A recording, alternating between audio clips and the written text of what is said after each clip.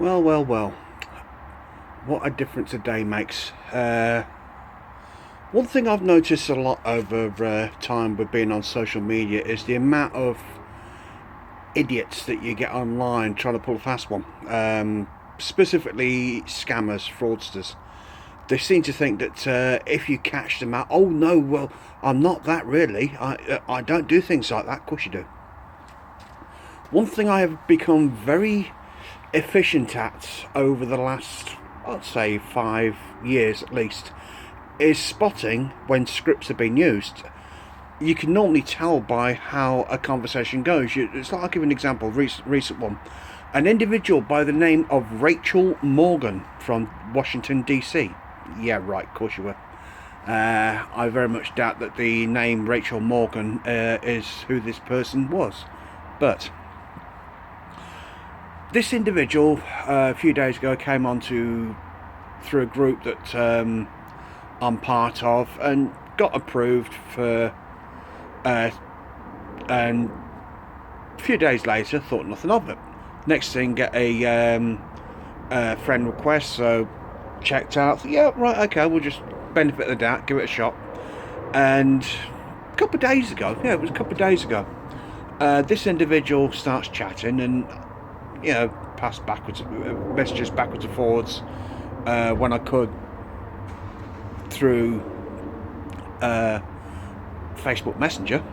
And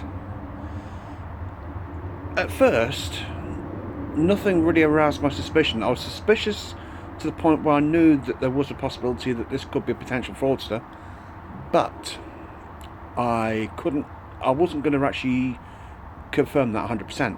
So let's move over here to a different light. That's better. Well, as I said, a couple of days ago, conversation started. So sent messages backwards and forwards. Thought nothing really of it because okay, I'm not online all the time, and if it's not an important message, it can wait, right? So yesterday,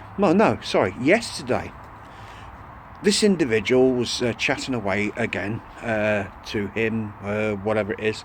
For all I know, it's probably an automated system. And the way the conversation was going is like, okay, you might say a few words in sentence, maybe a couple of line or two. But whoever this individual really was obviously pulling a fast one and thought I couldn't see it coming, because as I said to my son at the time, I says, there's no way you can type 5 or 6 lines of text through Messenger using a smartphone and not get a word wrong. It's not possible. You get fingers and thumbs. You're definitely going to screw up somewhere, as I do at times. And that was a big flag when it came to looking at what was going on. And I said to my lad, this is a fraudster. I says, I can guarantee, this individual within a couple of days to a week will pull the fast one and start begging for money. Guess what happened today? You got it. Right, today, usual routine, few messages backwards and forwards in between jobs, what I'm doing at the moment. Well, this is basically earlier on. And I said to this individual, look, I've had issues in the past with people pulling a fast one, claiming to be somebody they're not, and begging for money. I said, it's one thing I cannot allow. I said, I will not give out money. Ain't going to happen anymore. I said, I've had enough, I'm done. I said, so I thought I'll just put that as a heads up for the start off. And what happens a few minutes later? Well, can you do me a favour? Oh no, forget about it, it's okay. And I thought, yeah, here we go. Script started. I thought, I know exactly what was coming, and sure enough, the next couple of lines, can you lend me $100 for gasoline and gas? No. And I basically said to this individual, look, I don't lend out money, and I thought, I'm not going to start now. I thought, no, not now. And after a while, I think it was about an hour, this person had gone offline, and I thought, no, I'm not having this anymore. I thought, if it means I get this all the time, then every time I get an individual like this coming on to me and saying, right, can you lend me my, all the friendly tactics. The best of it was, this muppet, this idiot, was declaring her undying love. Yeah, right. And we'd only been chatting for a couple of days. And I said to us, look, you've only known me a couple of days chatting. I says, I don't operate like that. I says, it's not how I do things. Oh, but you do like me, do you? I thought, I don't. I says, well, I need to know more about you. I thought it was blatantly obvious. I thought, you're not going to run headlong into something without knowing what's going on, or try and get as much information as you can. So,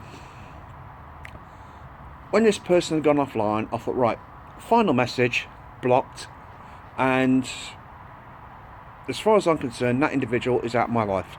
And the thing is, that's not the first, and it won't be the last. I can guarantee there will be more.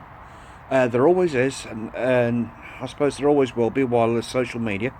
And it's just so sad that you get individuals out there that are